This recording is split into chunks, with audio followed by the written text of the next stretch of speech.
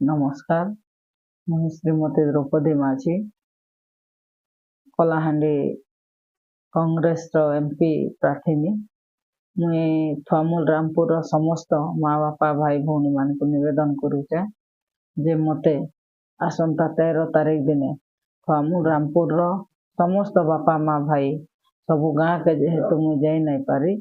से लगी निवेदन करुचे आपण मानकर बहु हिसाब रे आपण मानकर गौरव है यहाँ कहीं बहुत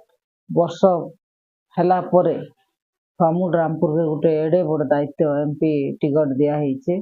तेणु आपण मानकर गौरव आपण मानकर आशीर्वाद हेले निश्चिंत रूपे मु लोकसभा के जीवी एणु निवेदन करुचे आपण मान के क्षमा मागुचे जे मु सब गाँ के जाई नहीं पारी तेणु मते आपण माने आशीर्वाद करबे बोली आशा और भरसा करी नमस्कार करुचे।